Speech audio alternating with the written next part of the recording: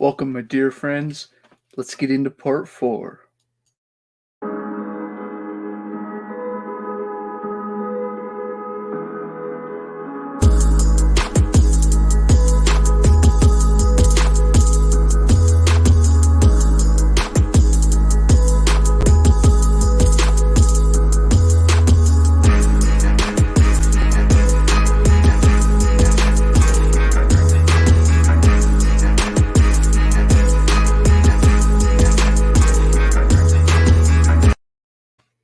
Oh, documentary series Century of Self. Sorry, I know I'm so kind of weird approach to recording, and I feel awkwardly low because I'm sitting in a recliner chair, and usually you see me in my office chair, but um, this is the position. I should just stop addressing it, right? This is the position for film reviews. So again, this isn't. I'm not going to try to reaction video ooh and ah every comment, but what I'm going to try to do is supplement the video.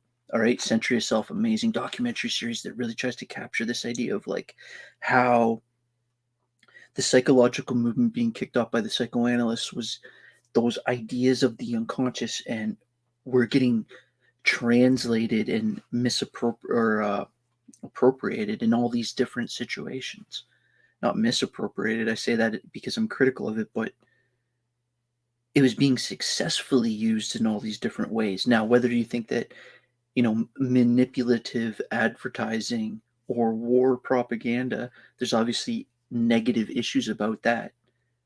But what was successful, what I'm meaning, is this ability to use Freudian ideas about people's unconscious processing and about how people aren't always necessarily the word that was used a lot in the last couple were this idea of rational, right? Like, do you think things through as much as you think you do, or are you much more situational and emotional than you may think? And not just you and not just me, but as families, as groups, as countries, as humanity, are we fundamentally irrational? Right? That was like a big talking point in the last video, the part 3, where we were looking at that. What I kept saying was kind of this weird time period in the 60s and 70s, and it's like, so now we're getting closer to the 80s, all right? So without further ado, I hope you're having an okay day. I know these are rough times. I'm really also trying with this course to do something a little bit different. It's like I could teach a little bit more standard, but I figure this is a 4th year special topic course.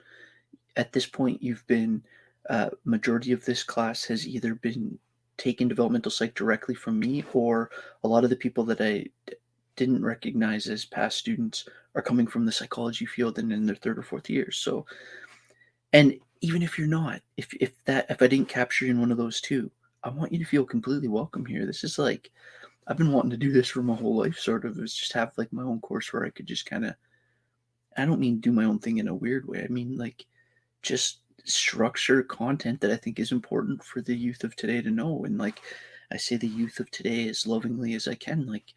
It's a tough world right now, relationally, socially, psychologically, mental health wise, all these things. We're just coming out of the century of self, right? That's about the 20th century. Now we're in the 21st century. It's like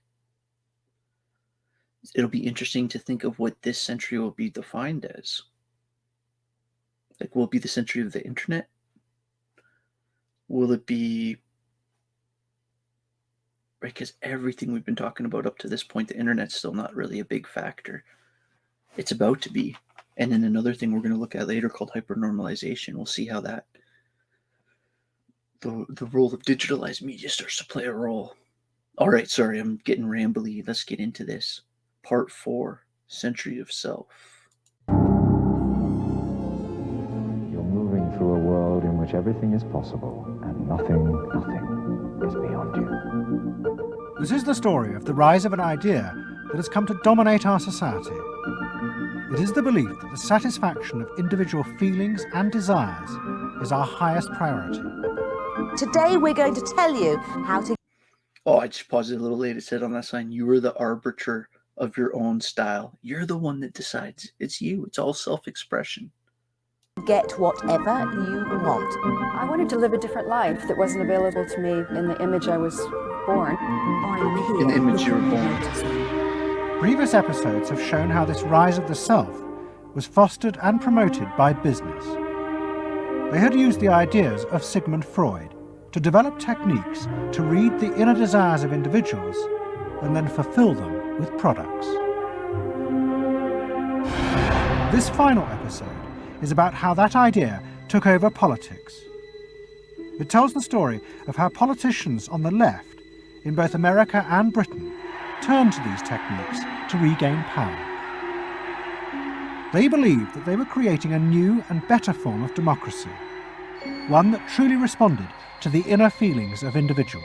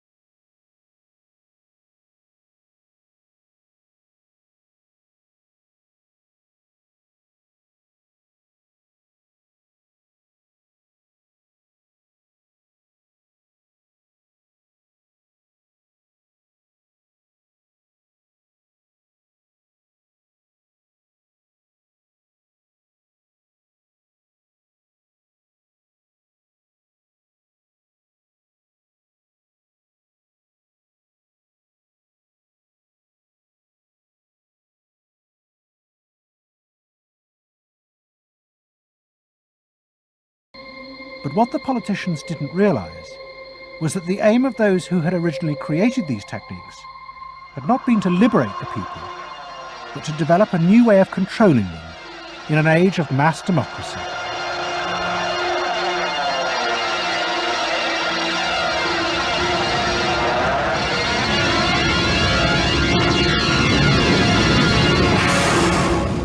The roots of the story lie way back in the America of the 1920s with one man.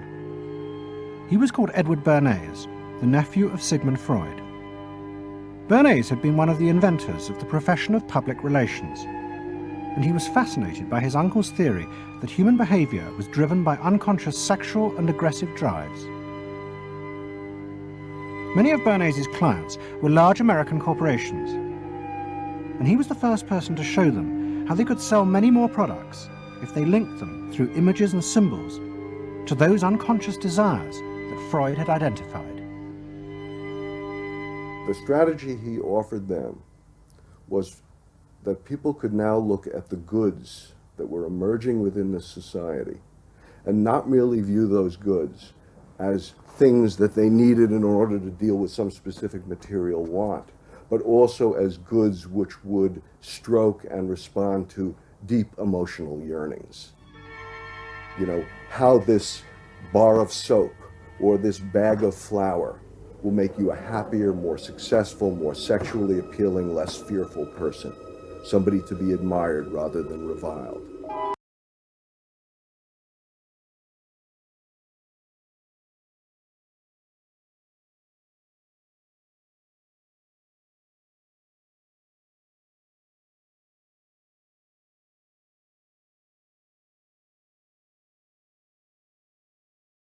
Oh darn, I had my mic muted.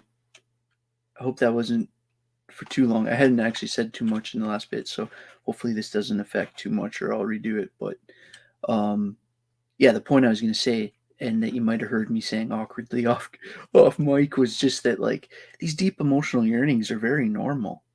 and very understandable. It's like people have a want to belong. They want to feel valued. They want to feel like they're doing something that's contributing something. They want to feel excited about life. It's like,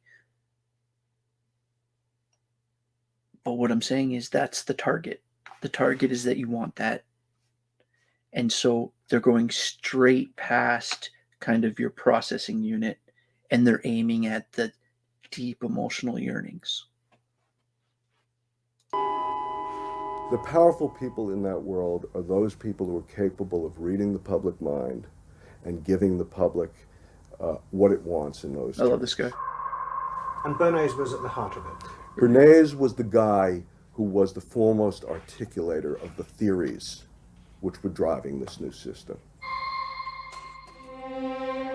By the 1980s, Bernays' ideas had come of age.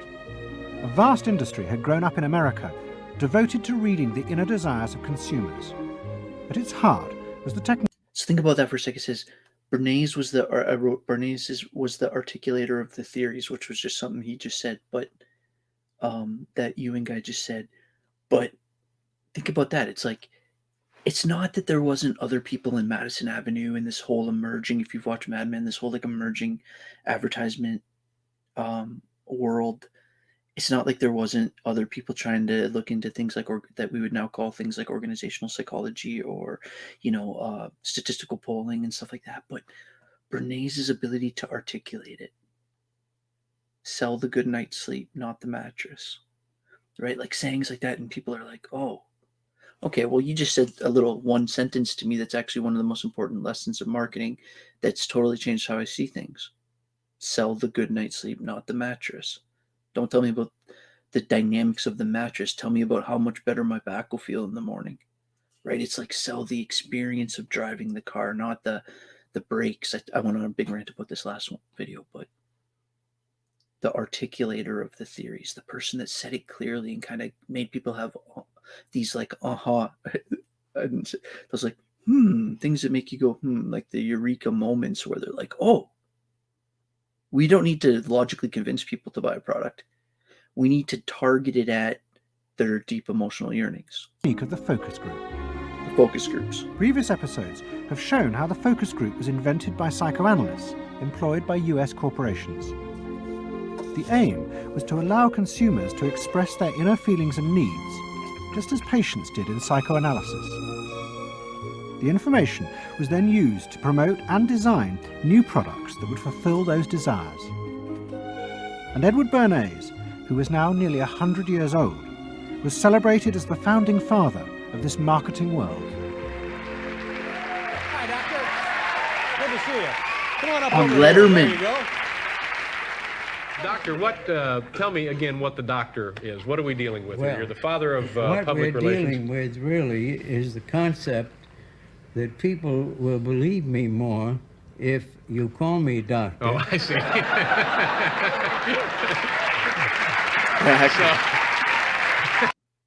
Hear that? Oh, what a comeback. So Letterman comes on, he's like, so doctor, blah, blah, blah. What are you even a doctor of? He's like, well, that's not the point. The point is just that you say doctor, because then people hear what I say differently.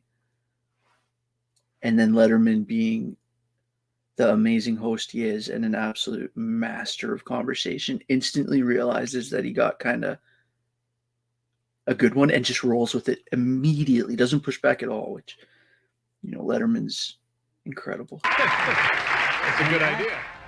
And Bernays' ideas and techniques were also about to conquer Britain in the 1980s. Yep. Unlike America, the ruling elites in Britain had always distrusted the idea of pandering to the masses.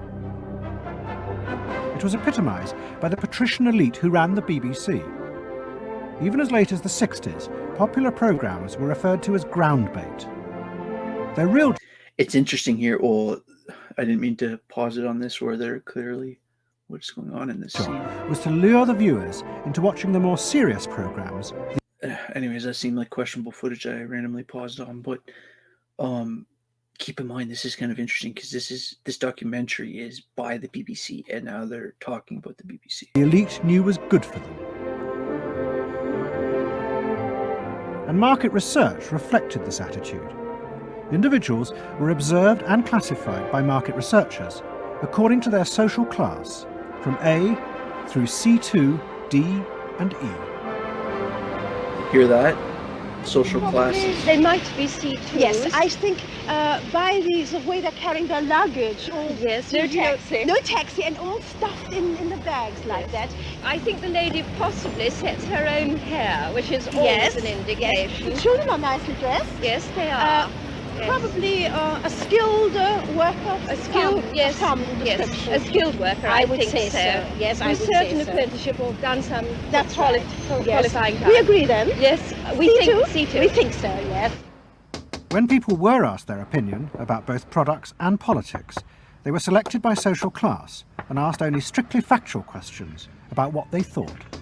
Leaving your own party sympathies on one side, who do you think will win this forthcoming election? Labour. Labour? And tell me which you prefer. Which party do you think you'll be voting for? This time, This time, Liberals. you'll be voting for the Liberals. And who do you think will be second? Conservative. This one. Thank you. The idea that one might ask people what they themselves felt and desired, and then give it to them, was seen as alien to the ruling elites, which would challenge their belief that they knew what was best for the public. There's evidence in other countries, and you're right. So sorry to keep. Okay, so this is Michael Shields from National Opinion Polls, but keep in mind this idea of like how closely knowing what the American people think and then wanting to mold that go together. Because it's like and you can take a kind of a little bit more of a critical thinking approach to this and be like, if you were gonna try to manipulate people towards a certain desired thought or set of systems of thinking, it'd be very useful to know what the baseline starting point is, right? And or what segments of society this gets so problematic, but the unapproved ideas are, right? So you start, what I'm saying here, when you see this emergence, I'll take those words down. When you see like this national opinion polls since the kind of starting into the 60s, and guys like Michael Shields, they're it's not just, I wonder what people think, and we can just kind of sit back as sociologists or whatever and just be like, oh, it's interesting that there's these patterns of human behavior. No, it's about like, what do people think?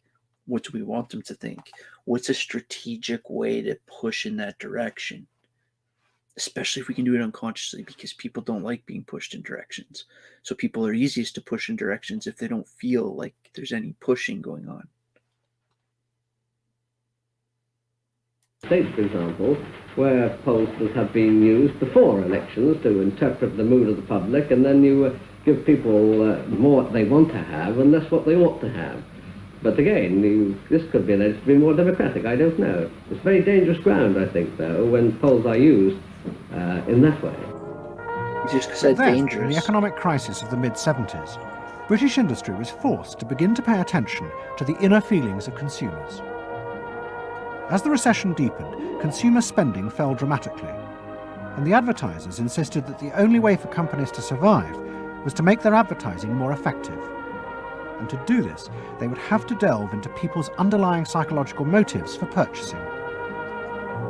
The advertising industry started to bring in Americans to run focus groups with British housewives. Everyone is a unique person, and even though you're a group of 10 today, we don't want a group opinion. And we want to know your ideas and your thoughts, no matter how crazy it might be. Please let your imagination run wild, because that's how very crazy things like instant coffee got born. Now, can we get somebody, this lady, to be a kitchen sink? And kitchen sink, how do you feel with these things that are being used to clean you up? Well, I've got to feel clean. I've got to be kept clean. So I feel that. I should hate it if I was all greasy, so I've got to be easy to clean. Okay, now the housewife, this lady, what would you use to clean your kitchen sink? A scouring powder. Of course, a cloth to apply the things on, and plenty of water. Now, how do you feel as you're doing this chore? Feel satisfied? Well satisfied when I have done it, yes. I'm doing my duty. I feel it's a job well done. The consumers were encouraged to play at being products, from household cleaners to car seat belts. The aim was not to talk rationally, but to act out and reveal their inner emotional relationship to products. So, I wish I could have just caught that whole thing. The goal isn't about like talking about the actual details of the product. The goal is about like, can we get a vibe for, and the word vibe I think is the right one, for like, we want you to be silly and just kind of play around and think about it. And remember, they're trying to get at this like, well, what does like cleaning mean to people? What does it? They're trying to get past the logical part of people's brains in these focus groups because they know that it's not the logical part of their brain that's going to be making the purchase decision later. So they're trying to get, it's actually ingenious. They're trying to get that irrational thinking idea earlier. So again, this is like applied psychology used for specific, well, later it's used for psychological priming then to like, well, because it's going to, obviously you can see where this is going. It's going to shape how they make the commercial, right? And what, who's in the commercial and what's the person doing in the commercial and how is the sink depicted and what words come up on the screen and what color are the words, and are they aggressive, bold, or are they shrinking away? You know, like it's like every piece of what kind of font, all these kind of things. Which firmly and unmistakably underlines. And then a politician emerged who also believed that people should be allowed to express themselves. Instead of being controlled by the state, the individual should become the central focus of society. Some socialists seem to believe that people should be numbers in a state computer. We believe they should be individuals. She, in terms of speaking, she's a powerhouse. She's an incredible, like, just think of what she did. She just like dusts off his, it's a power move. We're all unequal. No one, thank heavens, is quite not a power move. It's a strategic move, right? In a debate. Like anyone else, however much the socialists may pretend otherwise. And we believe that everyone has the right to be unequal. But to us, every human being is equally important. A man's right to work as he will, to spend what he earns, to own property, to have the state as servant and not as master, they are the essence of a free economy. And on that freedom, all our other freedoms depend. Mrs. Thatcher's vision was of a society. Thatcher was a force, and it's hard to kind of,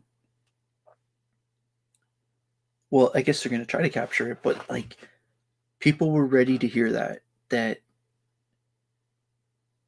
and you remember we're talking about England, and we're talking about a society that was obviously run by a monarchy for a very long time, and then by like this like very structured elite. And she's coming along and she's like, people should have the ability to have a family and support that family and have a house and be able to pay for their house and, you know, have a job and not have to worry about the government taking all their money and should be able to save for retirement. And people are like, who's this person? Because that makes sense.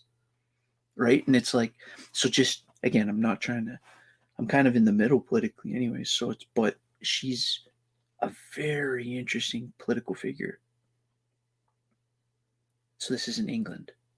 In which the wants and desires of millions of individuals would be satisfied through the free market. This, she believed, would be the engine to regenerate Britain.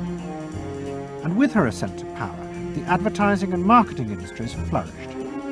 Their task was to find out what the British people really wanted and then sell it to them. In this new climate, the focus group flourished.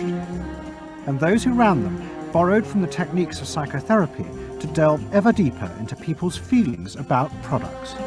So just keep in mind, focus groups still like dominate things. And one of the reasons I thought that this film would be really interesting to show you is the role of something like focus groups. Like in the first, it came in, this is a 4-part series and we're in the 4th one now, but I think it was like the second one where we first started hearing the word focus group. And then in the third one, it's like a bigger thing. And you're starting to see that a lot of psychology went to this idea of how do we not, notice how that none of this is about therapy right now.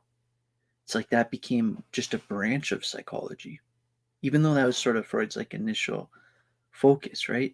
Now all of a sudden it's like, well, how do we, okay, great. You talk to that person that needs support, but like, I'm trying to sell cars over here. And like, how does the color of the car in the ad affect the visual perception or the visual sensation that then creates the perception in the potential person watching a commercial at a sports bar when their friend's talking to them? And how does the presence of that friend affect that visual perceptual system? It's like, that's a real question. And that's the type of question that would be asked in these situations. And they're like, this goes back to the kind of Skinner idea of behavioral psychology. Like, don't ask people, put them in a situation and see their response. And then you're getting around a lot of social conditioning that would be like, if you just ask me, some of my answer is going to be related to how I think I'm being interpreted and what I think is expected of me and all that. But if you put me just in a situation, and then you're making a lot of inferences or trying to inferences just when you like try to read into why I did a certain thing. It's this inferential psychology, or this idea of like reading into why people did what they did in these constructed situations of focus groups.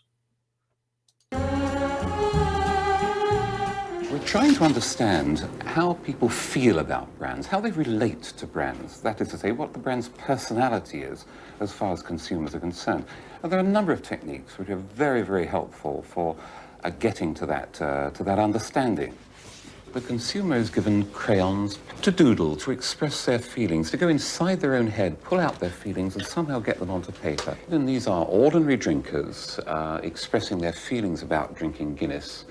Here you see a rich, very female aspect of Guinness. So if you were describing a woman who somehow to you had that character, what sort of person is it? Paula Yates, who used to lay in bed, surrounded with magazines and chocolates like a 50s starlet. Out of this research, the marketeers began to detect a new individualism. In particular, among those who had voted Conservative for the first time in 1979. They no longer wanted to be seen as part of social classes, but to express themselves. And think about that, new people that voted Conservative for Thatcher, right? So there's this big group of people that were, that there's this like kind of, well, I just put on a new individual in Britain, right? There's this like person that like this new conservative or this new person that, and again, the political party is kind of only super significant because it's the switch, right? It's just a switch in mindset towards more of this idea of the common person, a new individual. Crucial to this were the products they chose to buy. We identified that there was this trend towards what might be called individualism, where people wanted to still be part of a crowd, but to express themselves as individuals within it, to have their own personalities, to be, I suppose, their own men. I didn't want to be the same as everybody else. I wanted it to be a little bit different, a little bit individual. It's quite individual upstairs. It's not remarkable, but I think it's quite individual. It is expensive. It's Italian. It's Italian, it's expensive, and it's good quality. A little bit different. Yeah, we want to set our own standards, so nobody else has got what we've got. We just didn't want it be the same as everybody else. We just want to be different. Business responded eagerly to this new individualism, and it soon became one of the main forces driving the growing consumer boom in Britain. Using the data from the focus groups, manufacturers created new ranges of products that allowed people to express their individuality. Business also recategorized people. They were no longer divided by social class, but by their inner psychological needs. If the primary need is security and belonging, we call the groups mainstreamers. If it's status and the esteem of others, then it's aspirers. If it's control, it's succeeders, and if it's self-esteem, it's reformers. And this new marketing culture began to take over the institutions previously dominated by a patrician elite. in particular the world of journalism. The assault was led Notice that word, mainstream? by the profession of public relations. In the past, PR had been seen as seedy and corrupt, but now it became a glamorous business, promoting products and celebrities. Right? 'Cause it's not PR, it's not propaganda, it's advertising. Totally different. Sorry, my voice cracked weird there. 'Cause I was trying to sound fake and my voice like hiccuped, but yeah, it's sorry, I didn't mean to pause right on someone dancing. And one of the rising stars was another member of the Freud family, Matthew Freud, the son of the Matthew Liberal Freud. MP Clement. What Freud and other PRs realised was that they could use their celebrities as levers to infiltrate advertising into the editorial content of newspapers. The newspapers were offered exclusive interviews with celebrities, but only if they also agreed to mention products made by Freud's corporate clients, in terms dictated by the company. What happened with Freud's was that you effectively got some kind of product placement, or even the manufacturers of the product got some degree of control over how their products would appear in print. So if, for example, you did want to write about Caprice's passion for stuffed crust pizza, you would sign a contract which guaranteed that you would mention the firm Pizza Hut in at least Yeah, and when you're watching a video like this, it's always important to enjoy a nice Tim Hortons. Tim Hortons, open 24/7 at a corner store near you. It's like, that was a really bad joke, lame attempt to kind of explain what he's talking about, right? Like, it'd be like, not only should you on your show drink Pepsi, I don't ever want to see a Coke, right? So it's like, it's not only promoting, it's also not promoting any competitors. twice in certain positions in the introductory paragraph of the article. You would agree to run the Pizza Hut logo at such and such a size in such and such a place, and of course that you would agree to run the enclosed pictures of Caprice eating her stuffed crust pizza. There was no choice about how you would run this article in the press. You were effectively told how to run the article in the press. By Freud's. By Freud's. This is a really weird random thing, but in Wayne's World 2, if you ever watch it, they have there's a great piece. I should have, if I had a pre-planned this a tiny bit better, I would have had that clip ready to show, where they kind of make fun of the idea of target placement. They're like, "Oh, Garth, do you want some Doritos in this nice blue bag?" He's like, "No, because I'm currently enjoying my Twizzlers," and they just like keep doing stuff like that. And it's like, you should just Google it. It's actually pretty funny.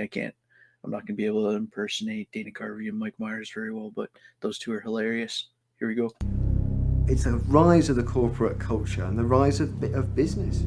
To traditional journalists, this infiltration of advertising into the editorial pages was a corruption of their profession.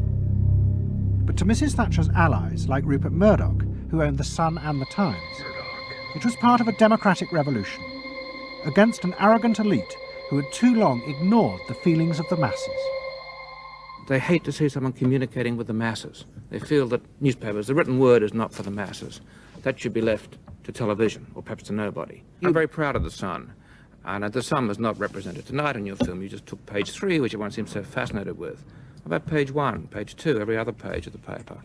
It was a typical piece of slanting and elitism by the BBC, who, after all, in order to get viewers for this program, put on a very sexy episode of Star Trek, which I was watching out in the room there. Oh, I don't think they put it on to get us viewers. I think we just are lucky to follow They try them. to carry viewers into these show programs. You I know said how it's done. By the late 80s, Mrs. Thatcher and her allies in advertising and the media had brought the desires of the individual to the centre of society.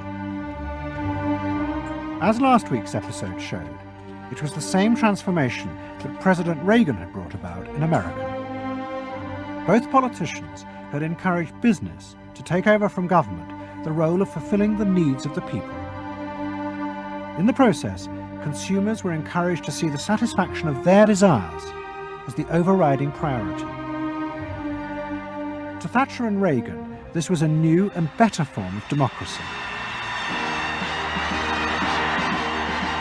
But to their opponents in the parties of the left, they had summoned up the most selfish and greedy aspects of human nature. Ronald Reagan and Margaret Thatcher both embraced an economic philosophy that says the unit of judgment was not only the individual, but it was the individual's personal satisfaction, the individual's own unique happiness and well-being. It was, in a sense, the triumph of regarding individuals as purely emotional beings who have needs and wants and desires that need to be satisfied and can be satisfied unconsciously.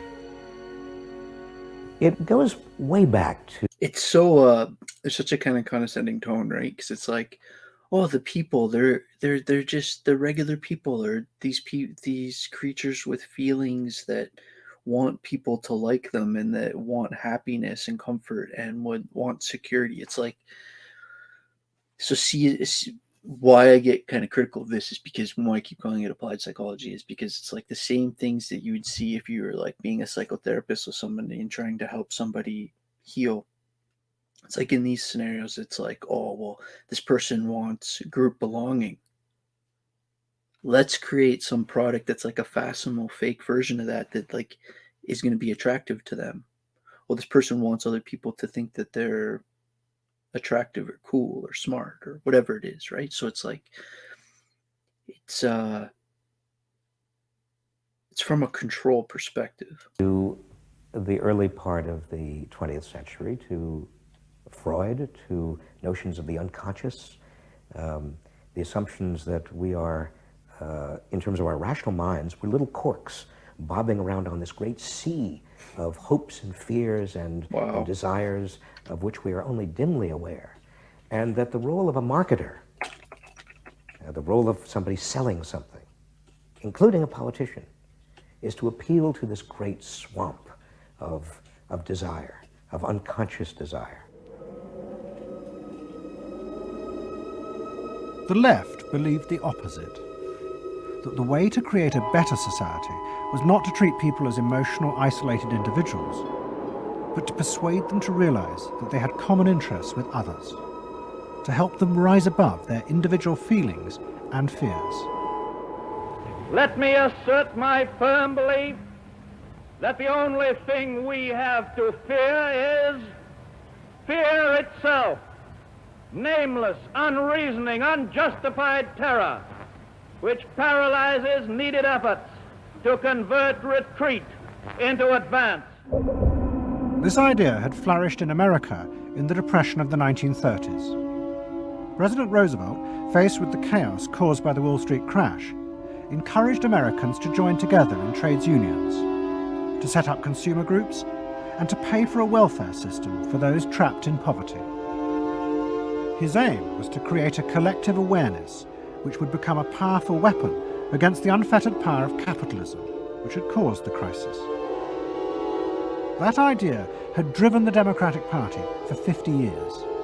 But now, Roosevelt's inheritors railed vainly against the effects of the self-interest encouraged by President Reagan.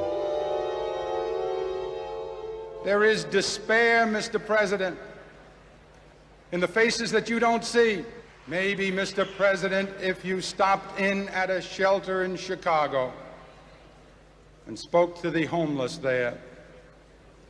Maybe, Mr. President, if you asked a woman who had been denied the help she needed to feed her children because you said you needed the money for a tax break for a millionaire or for a missile we couldn't afford to use. The worst thing Ronald Reagan did was to make the denial of compassion respectable. He said, you've worked hard, you've made your money. You shouldn't have to feel guilty about refusing to throw it away on people who choose to be. You may have caught the last name of this guy, Cuomo. Also, two of his sons, one of them's the current governor of New York, and the other one's a major host on CNN. Homeless, and who choose not to work. That's what he said.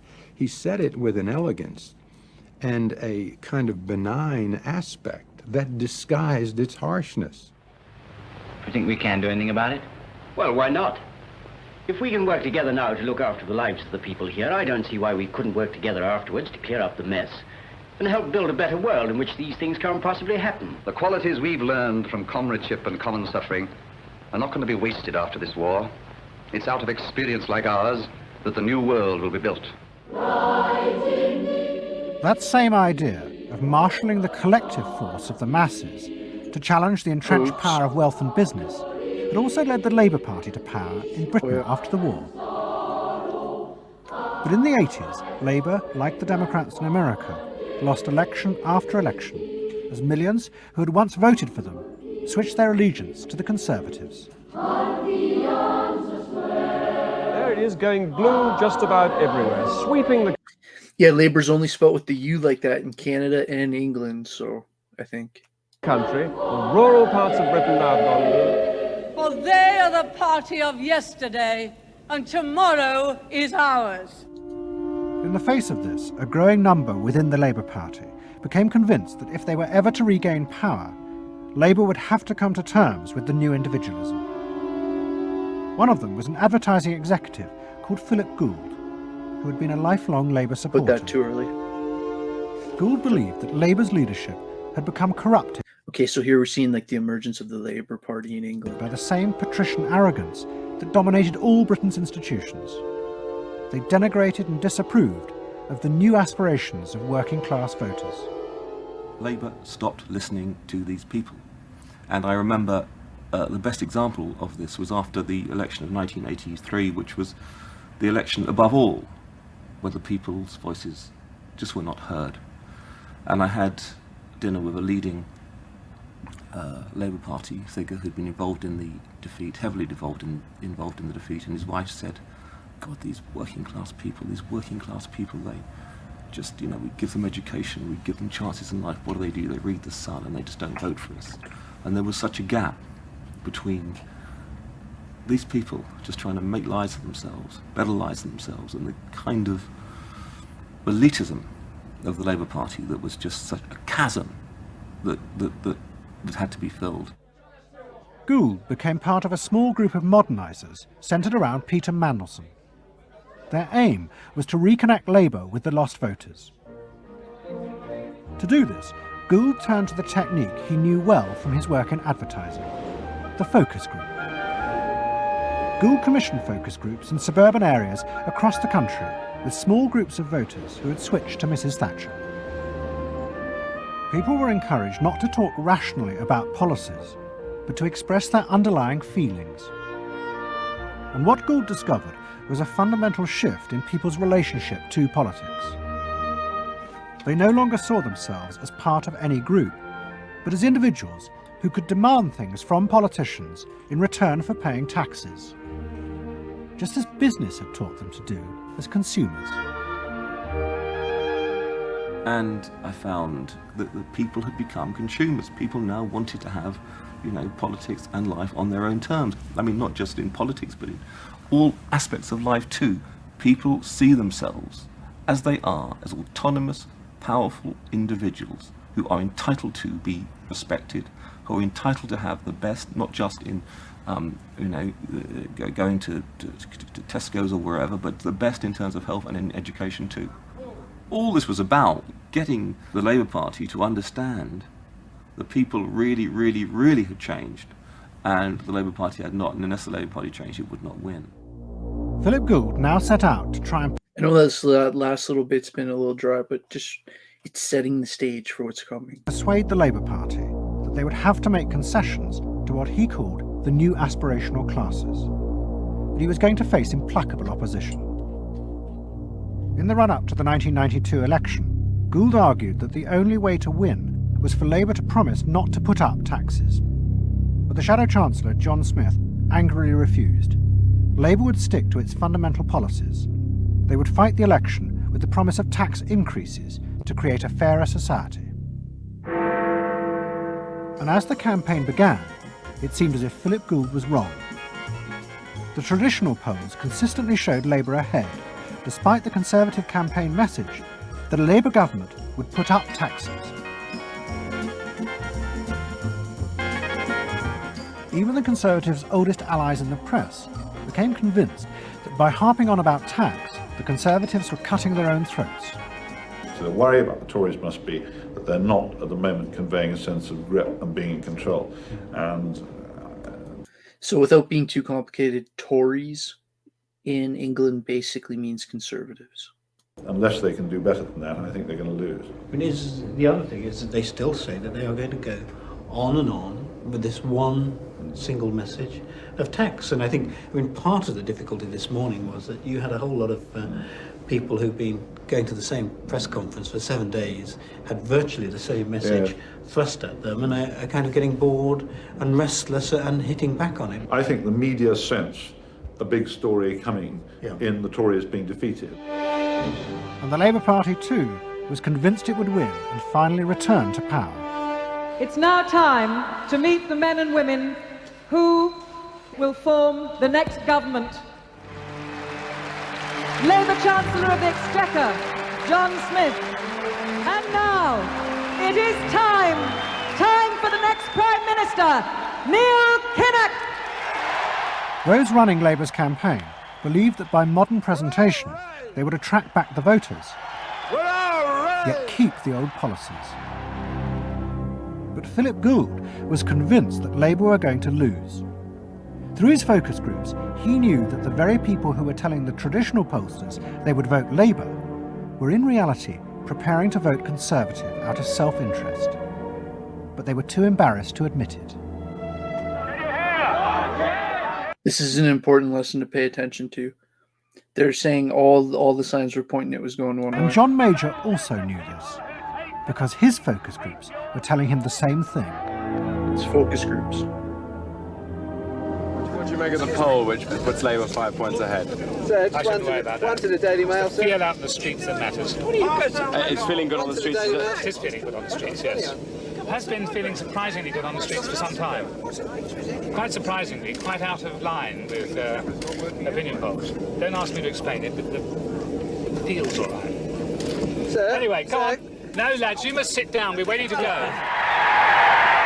John Major's victory. So you're starting to see this interesting thing where they're like, okay, well, yeah, when you're cold calling people and asking them these loaded sounding questions, everyone's saying they're going to do this one thing, but when you actually get people in these focus groups, we're getting different results.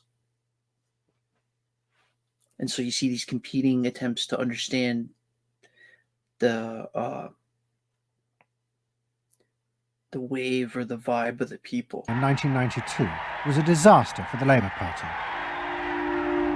The small group of reformers centred around Peter Mandelson and Philip Gould were convinced that the only way for the party to survive was to change its basic policies. But their ideas were rejected by John Smith, who had now become leader. Philip Gould left Britain to go to work for the campaign to elect Bill Clinton president in America.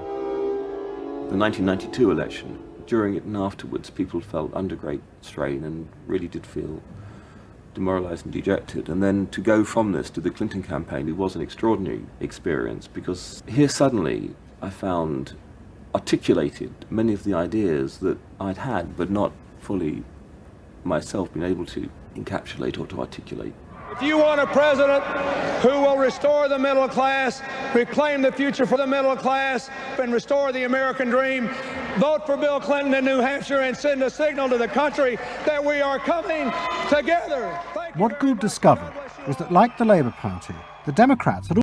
When Bill Clinton was at that stage of his career, he was a super dynamic speaker, super dynamic. Also been doing focus groups with swing voters.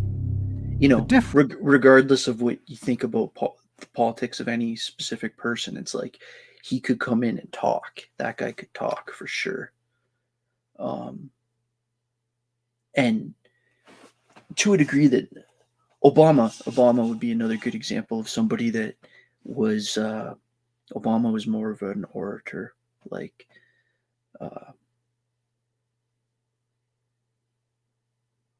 yeah, I don't know, Obama had a little bit more of like a storytellingness to the way he spoke, but there's definitely similarities between the ways these two spoke, and that's not super surprising considering they're two of the better public speakers ever. Again, not being political, just talking about their ability to command a room, right? Like their ability to like walk in and start talking and have everyone start listening. And lots of powerful people have not had that. Remember earlier in the second one of this series, they were saying like Edward Bernays, might have been, like, besides Freud, the most powerful psychologist ever almost in terms of influence. And, like, he probably couldn't get 10 people to stand and listen to him because he didn't have that, whatever it factor I'm trying to describe. Was that Bill Clinton had decided to tailor his policies to fit with these voters' desires. Above all, with their ferocious belief that they should only pay tax for things that benefited them, not for the welfare of others. I have no idea what percentage of my tax dollars go to welfare, but even if it's a minuscule percentage, even if it's a quarter of a percent, it's still too much for the people that are receiving these benefits that are basically non-productive. The Clinton team decided that to win, they had to promise tax cuts for these suburban voters. And they also used the focus groups throughout the campaign to check every appearance, speech, and policy with them for their approval. There's a charisma. The guy he's just playing jazz like elitely too. Like I think he's was really good. Clinton, called the forgotten middle class, became central figures in a new type of reactive politics. Candidates for the presidency of the United States had been prepackaged and designed for many, many years. What was new was an attempt to use very sophisticated or pseudo-sophisticated techniques to plumb the public psychology, to find out precisely what the desires of the individuals were, and then to come up with a candidate and a platform and images and words that exactly responded to those deep desires. This was packaging at a new level. This was polling at an extreme. I'm not going to raise taxes on the middle class. And the middle class needs a break. Government is in the way. It's taking more of your money and giving you less in return. In the name of the hard-working Americans who make up our forgotten middle class, I proudly accept your nomination for President of the United States. Stay focused. Talk about things that matter to people. It's the economy, stupid. Okay? But Clinton's campaign team, led by James Carville and George Stephanopoulos, did not believe that they were capitulating to the selfish desires of the middle classes. Tax cuts were the price they had to pay to regain power. But once in power, they would still fulfill traditional democratic policies and help the poor who had been neglected under Reagan, above all with the reform of healthcare. They would pay for the tax cuts by cutting defence spending and increasing taxes on the very rich. In this way, they believed they were forging a coalition of the new and the old voters, both of whom could be satisfied. Probably for the first time in a generation tomorrow, we're going to win. Whoa, look how young he is. More people are going to have better jobs. People are going to pay. So, yeah, this guy's like a big, is he on Fox or CNN or MSNBC or I forget. I don't follow the news tight enough to know. But he's one of the big names that does these debates and everything. It's interesting to see him basically as college age. Get a little less for health care, get better care, and more kids are going to go to better schools. So thanks.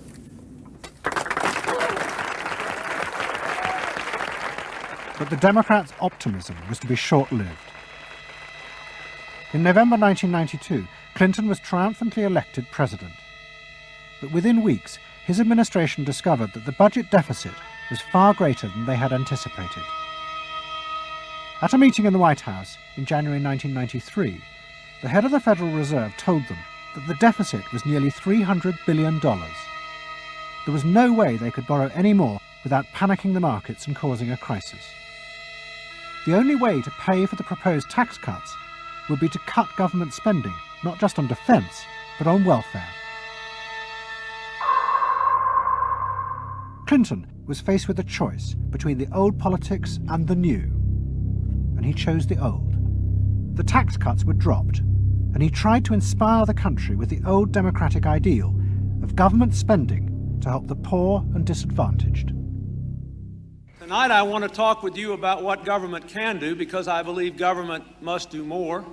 To put people to work now, to create 500,000 jobs, jobs to rebuild our highways and airports, to renovate housing, to bring new life to rural communities and spread hope and opportunity among our nation's youth. Healthcare reform sounds like a great idea to me. Well, I know, but some of these details Look at this just scare the classic heck out of footage. me. Like what? Well, like for At the start of the Clinton administration, You knew that was Hillary Clinton too, right? Obviously. But that's it. That's an interesting old like commercial ad, right? Just trying to like they're sitting in a cabin, two of like the most politically connected people in the world, just like relaxing in the cabin like you. That's the intended message. Again, like it's all the political parties are doing the same thing. So if it sounds like I'm like bashing on, conservative or liberal sides, it's liberal, not in terms of liberalism, but in terms of like the Canadian liberals or whatever. It's like I'm just kind of hitting at politics in general. It's all just theater, kind of. many of us, including, I believe, in my opinion, President Clinton himself, reverted back to an older tradition, tried to lift the public, to talk about genuine ideals beyond the individual. And that reform agenda being... And I should actually clarify, because when I say it's theater, I don't mean that like the effects that the things these people do have on normal people is theater. This can be devastating.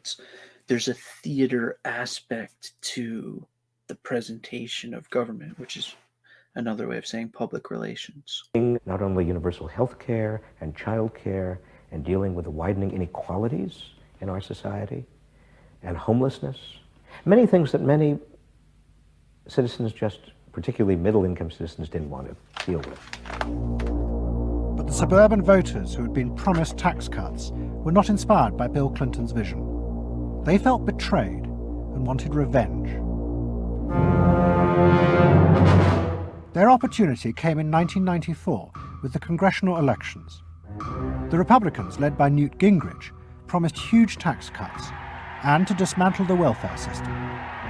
The voters who had defected to Clinton switched sides yet again, and the Republicans won both houses of Congress in a landslide. Well, I think it's a tremendous vote in favor of smaller government, lower taxes, and in a sense, a renewal of the Thatcher-Reagan tradition. And I think in that sense, it's pretty decisive. It means that the welfare state is going to be less hospitable for people who are not willing to take responsibility for their own situation. No question about it. I think today is the beginning of the end of the welfare state. For Clinton, if this is like really kind of shocking or really seems just so dated to you, just keep in mind this is like 30 years ago, 35 years ago. A little bit more. It's not that long ago. It was a disaster. Faced with a hostile Congress, there was no way for him to get his reforms through. His personal popularity plummeted, and it seemed certain he would not be re-elected in 2 years' time. In desperation, and without telling his cabinet, Clinton turned for help to one of America's most ruthless political strategists, Dick Morris. What did he want you to do? Save his butt. Clinton was in serious trouble. He had lost the '94 election. He had lost control of Congress, and he hired me to come back and help save him. So he was basically asking me to perform roughly the same role as a life preserver would if you're drowning. What Morris told Clinton was that to win re-election, he would have to transform the very nature of politics. The crucial swing voters in the suburbs now thought and behaved like consumers. The only way to win them back was to forget all ideology and instead turn politics into a form of consumer business. Clinton must try to identify their personal desires and whims and then promise to fulfill them. If he followed those consumer rules, they would follow him. I said that I felt the most important thing for him to do was to bring to the political system the same consumer rules philosophy that the business community has.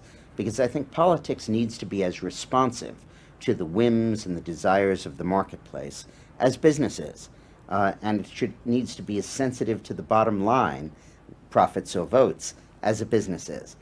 I think that all of this involves really a changed view of the voters, so that instead of treating them as targets, you treat them as owners. Instead of treating them as something that you can manipulate, you treat them as something you need to learn from. And instead of feeling that you can stay in one place and you can manipulate the voters, you need to learn what they want and move yourself to accommodate it. To get inside the minds of the swing voters, Morris brought lifestyle marketing into politics for the first time. He went to one of America's most prominent market research firms called Penn and Shern. See, this is an important term.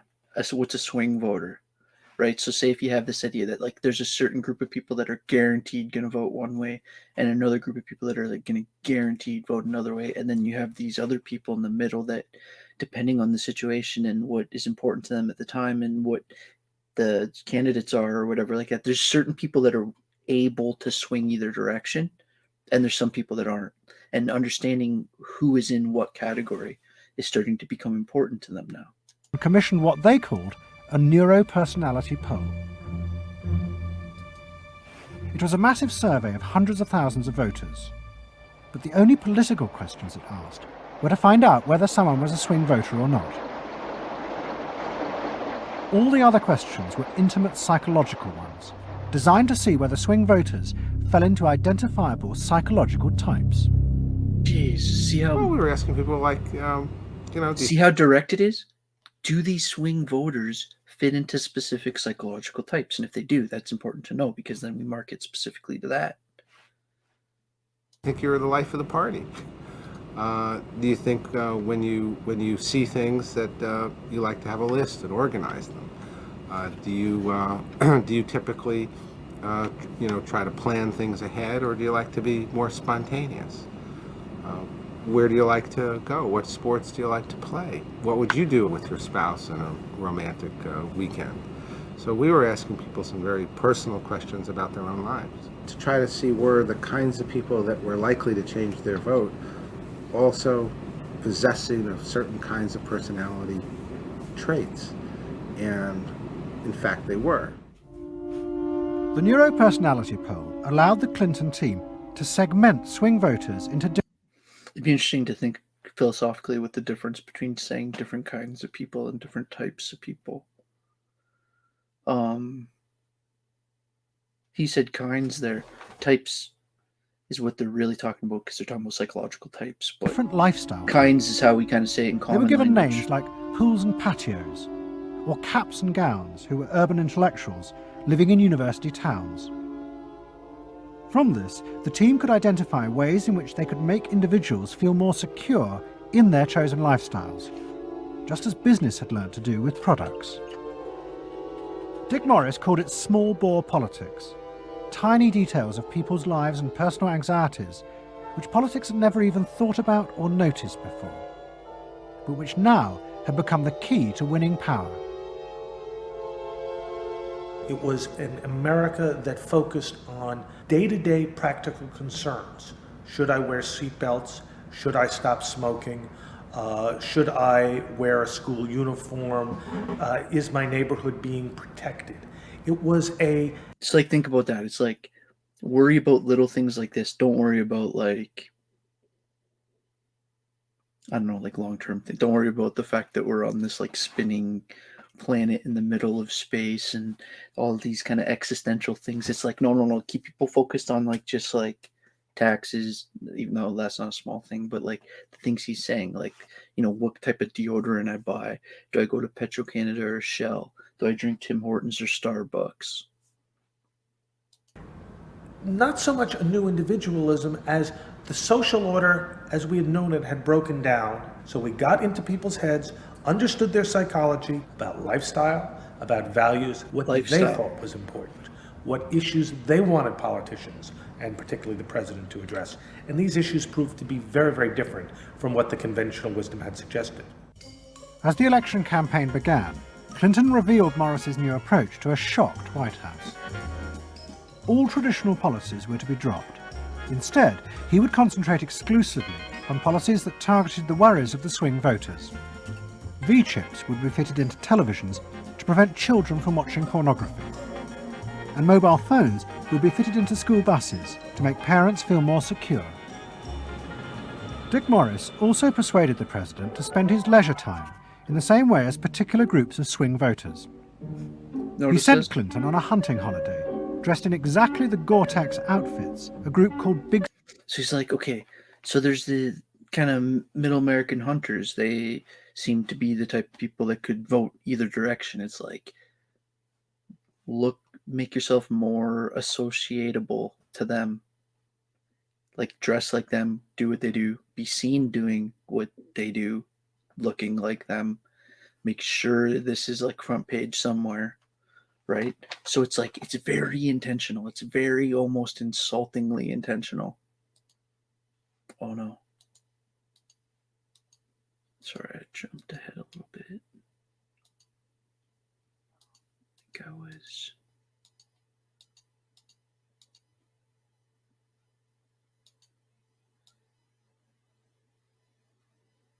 Oh, you're watching a little bit backwards here. Let's try to find Clinton Hunt. And there we go. Luckily, it was an identifiable scene. Okay, sorry about that. We're right back. Clinton on a hunting holiday, dressed in exactly the Gore-Tex outfits a group called Big Sky Families liked. The aim was to reflect swing voters' lifestyles back to them. The Liberals in Clinton's cabinet hated this approach. And I would say, well, Dick, why have a campaign? This was the 1996 campaign. If all the president is going to do is offer up these little bite-sized miniature initiatives that appeal to people's desires, like consumers, buying soap, V-chips that you could put in your televisions so you could make sure that your children did not have pornography, and school uniforms. Why talk about them? They're so mundane and they're so tiny. And he would say back, if we don't do this, we may not get reelected. And I would say, what's the point of getting reelected if you have no mandate to do anything when you're reelected? And he'd say, what's the point of having a mandate if you can't get reelected? Isn't the ultimate goal getting reelected? But Morris's new politics were an extraordinary success. Clinton's ratings among the swing voters began to soar. And Dick Morris, along with the marketeer Mark Penn, took effective charge of making White House policy. Mark Penn set up a huge call center in an office block in Denver. Notice the PR people are making policy. They're making policy because they're also doing research on focus group research on what they think people want, and they're marketing to that, because winning the election, it's like what Clinton apparently just said, right? Like, if you don't win the election, it doesn't matter what the policies are. So the policies are to win the election. Oh no, I did it again. I'm the worst. Okay, I got it. These issues proved to be very, very different from what the conventional wisdom had suggested. As the election campaign began, Clinton revealed Morris's new approach to a shocked White House. Oh, oops.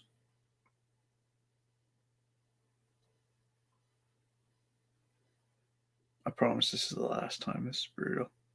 I think we're right here. Why talk about them? They're so mundane and they're so tiny. Small ball and he would politics. say back, if we don't do this, we may not get reelected. And I would say, what's the point of getting reelected if you have no mandate to do anything when you're reelected? And he'd say, what's the point of having a mandate if you can't get reelected? Isn't the ultimate goal getting reelected? But Morris's new politics were an extraordinary success. Clinton's ratings among the swing voters began to soar. And Dick Morris, along with the marketeer Mark Penn, took effective charge of making White House policy. Mark Penn set up a huge call center in an office block in Denver. And every night, hundreds of telephone operators called swing voters in suburbs across the country to check with them every detail of policies that Clinton was proposing. The policy was made by a group of people manning telephones in Denver, Colorado, placing calls to voters in places like Westchester and Pasadena, and asking them what they wanted from their government, and asking them very specifically about specific policies that Bill Clinton was considering. Would you be more likely to support him if he offered this particular government service, or if he offered that one? Those people told them what they thought. Mark Penn transmitted that to Bill Clinton, and it came out of his mouth. So essentially it was suburban voters in the 90s were creating American domestic policy, and some of it's foreign policy as well. Right. Yeah, Mark Penn was polling on questions like whether we should bomb in Bosnia, things like that. Morris also insisted that Clinton make a symbolic sacrifice of the old politics to convince the swing voters to trust him. In August 1996, Clinton signed a bill which ended the system of guaranteed help for the poor and unemployed. Welfare would be cut back after 2 years in order to force people into work. The new system was called welfare to work and would, he said, be a hand up, not a handout.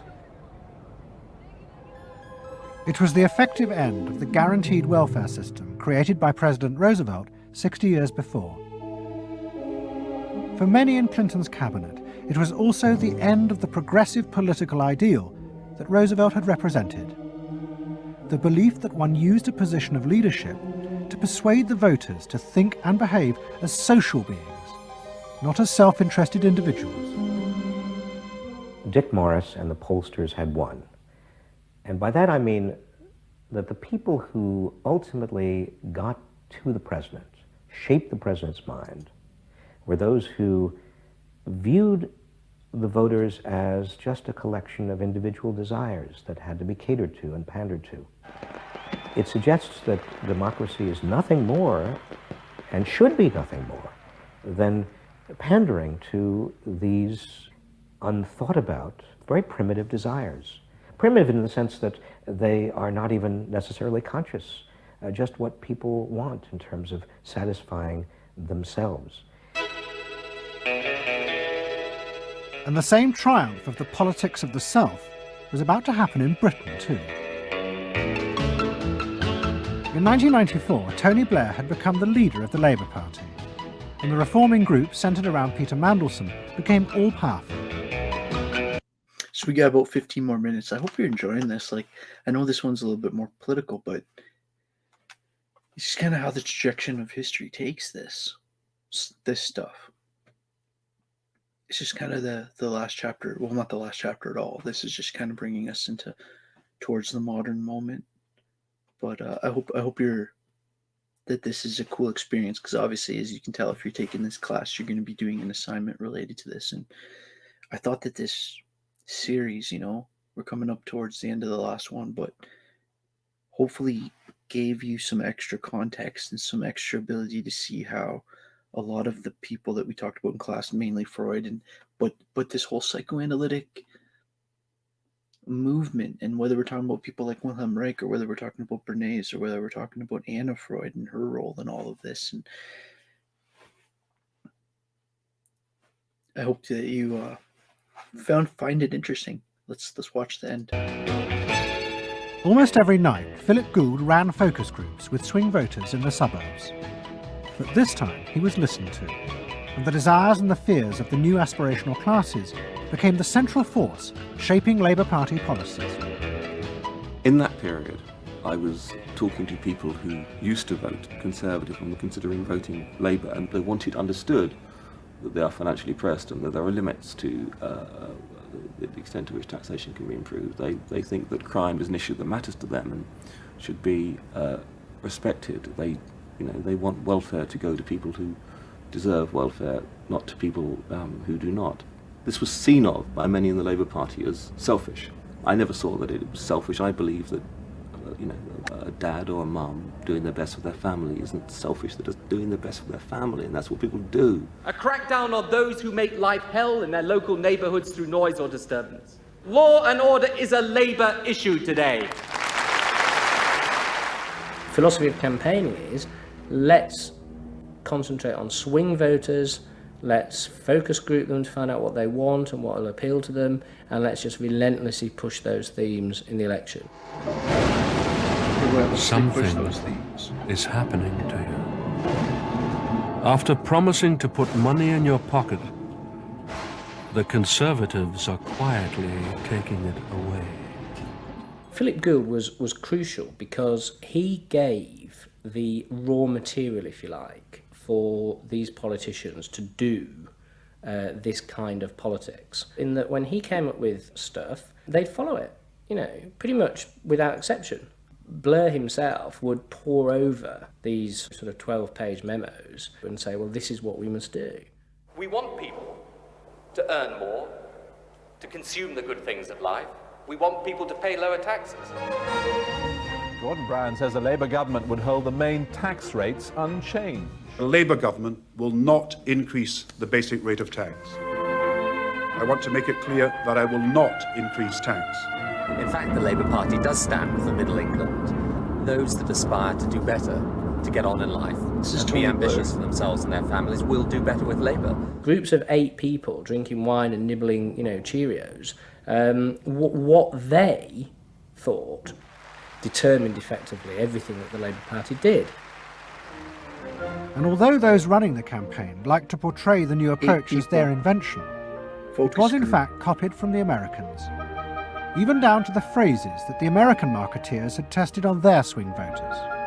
Peter Mandelson and his team were in the United States watching what we did and copied almost verbatim our approach in their 1997 campaign. The benefit system should be about giving people a hand up, not just a handout. Mandelson's not a fool if he's anything. He saw something that worked, so why not do it? And I can remember reading their manifesto and saying to myself, they just took it lock, stock, and barrel. On one hand, you're proud, and on another hand, you're bitch. And as in America, Labour was forced to drop policies that would not directly benefit the swing voters, even if it meant sacrificing its fundamental principles. The commitment to public control of industry, which was enshrined as Clause 4 of the party constitution, was dropped. The aim of Clause 4 had been to use the collective power of the people to challenge the unfettered greed of business. But now, Tony Blair was faced with crucial voters who no longer saw themselves as exploited by the free market. They saw themselves as individual consumers who were fulfilled and given identity by what business delivered them. The new Clause 4 promised not to control the free market, but to let it flourish. Business is more powerful than government. It is quicker, it is more creative. Business is the lifeblood of the country. From this come all the benefits that society needs: employment, investment. I think, frankly, there is only one party getting business right, and that's New Labour. What New Labour did suits people who exert power in society not through the political system, or not through the democratic political system. So it suits big business, and it suits entrenched interest, and it suits the status quo.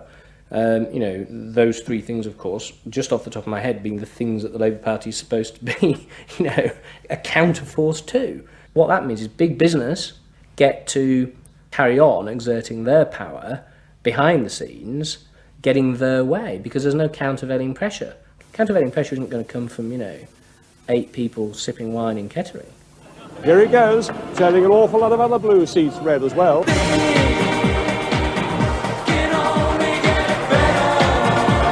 Very happy, very relieved, and very exhilarated.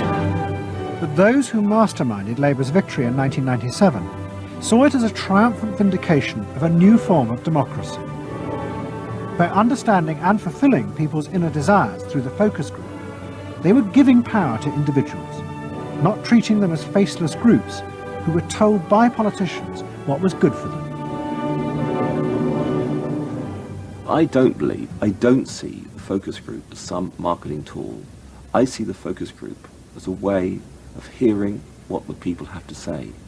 And I see the focus group as a way to a new form of politics. What the people give, the people can take away.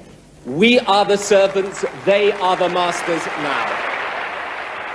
1997 is, I think, fundamentally important in that, because I think it is the end of the elitist politics that's dominated Britain for so much of the last 100 years. But don't speak so soon. We're now approaching the Futurama. In 1939, Edward Bernays, Sigmund Freud's nephew, created a vision of a future world in which the consumer was king.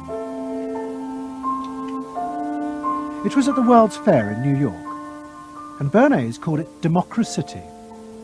It was one of the earliest and most dramatic portrayals of a consumerist democracy, a society in which the needs and desires of individuals were read and fulfilled by business and the free market. The World's Fair created a spectacle in which all of these concerns were met, and they were met by Westinghouse and General Motors and the American Cash Register Company, and company after company presented itself as this sort of centerpiece of a society in which human desire and human want and human anxiety would all be responded to and would all be met purely through the free enterprise system. There was this sort of notion that the free market was something that was not guided by ideologies or by political power. It was something that simply was guided by the people's will. This was the model of democracy that both New Labour and the American Democrats had bought into in order to regain power. They had used techniques developed by business to read the desires of consumers, and they had accepted Bernays' claim that this was a better form of democracy. But in reality, the World's Fair had been an elaborate piece of propaganda designed by Bernays for his clients, the giant American corporations. Privately, Bernays did not believe that true democracy could ever work. He had been profoundly influenced in this by his uncle's theories of human nature. Freud believed that individuals were not driven by rational thought, but by primitive, unconscious desires and feelings. And Bernays believed that this meant it was too dangerous to let the masses ever have control over their own lives. And consumerism was a way of giving people the illusion of control, while allowing a responsible elite to continue managing society.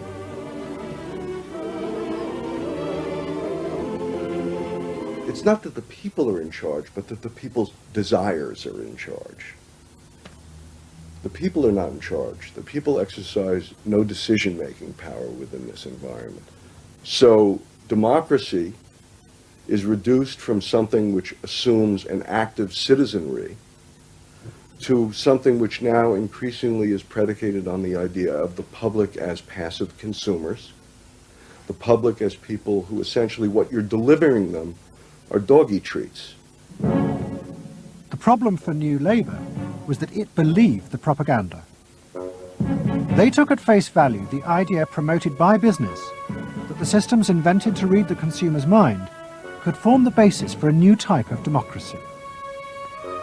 Once in power, New Labour tried to govern through a system that Philip Gould called continuous democracy. But what worked for business in designing products led the Labour government into a bewildering maze of contradictory whims and desires. For much of Labour's first term, the focus groups said that the railways were not a high priority, and Labour's policies faithfully reflected this. But now, those same groups are blaming the government for not having invested more money sooner in the railways. The point about focus group politics is that there isn't one because people are contradictory and irrational, and so you have a problem in terms of deciding what you're going to do if all you do is actually listen to a mass of individual opinions that are forever fluctuating and don't really have any coherence, and crucially are not set in context. So that's why people can say, you know, I want lower taxes and better public services. Of course they do. You know, you say, do you want to pay more taxes to get better public services? People are less sure. They then don't believe that if they do pay more taxes, they will be spent on better public services. So you end up in this quagmire where, you know, the truth is a politician has to say, look, this is what I believe. I believe that you should pay slightly more taxes to make better public services, and I pledge that I'm competent enough to actually use that money wisely. Do you want that? Vote for me, yes or no. And that's what Blair has failed to do. Tony Blair turns around and sort of tries to feed back to them what they already believe, and given what they believe is sort of a load of individual, incoherent, contradictory nonsense, that's all he has to offer. And then he wonders why people don't get him. You know, the answer they don't get him is because they're looking for someone to do something that they can't do themselves, which is actually come up with a coherent political opinion that they might have faith in. New Labour are faced with a dilemma. The system of consumer democracy that they have embraced has trapped them into a series of short-term and often contradictory policies. There are now growing demands that they fulfil a grander vision, that they use the power of government to deal with the problems of growing inequality and the decaying social fabric of the country. But to do this, they will have to appear. Keep in mind that this documentary is a bit old, so it's like this political connection would be more recent, but I think that's almost better because you can probably see patterns that are similar to current things, and it kind of plays this idea of history repeating itself and learning from the patterns as being an important Rosetta Stone kind of for understanding the current. Appeal to the electorate to think outside their own self-interest. And this would mean challenging the now dominant Freudian view of human beings as selfish, instinct-driven individuals, which is a concept of human beings that has been fostered and encouraged by business because it produces ideal consumers.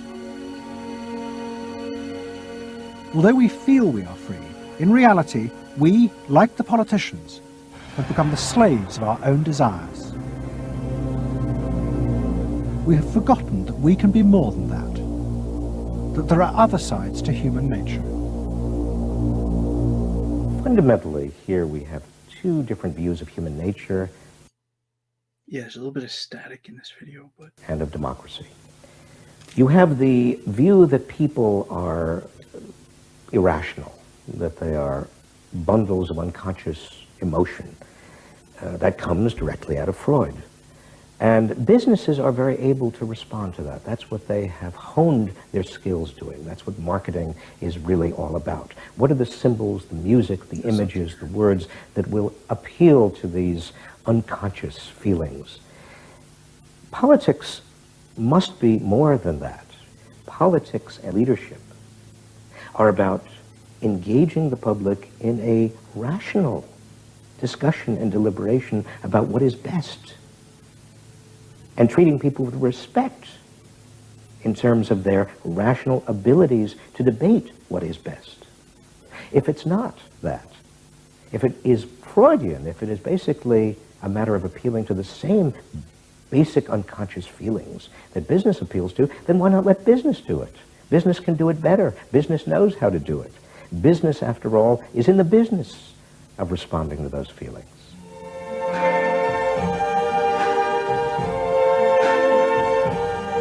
I see trees of green, red roses too. I see them bloom for me and you. And I think to myself, what a wonderful world. I think to myself, what a wonderful world.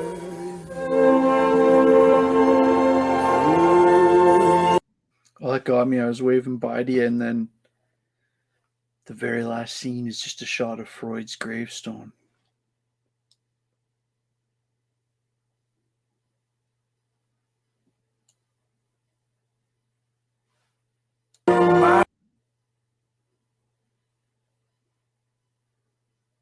All right, I dedicate this series to you and to you students. I hope that this was okay, and I'll see you in the next video. Cheers.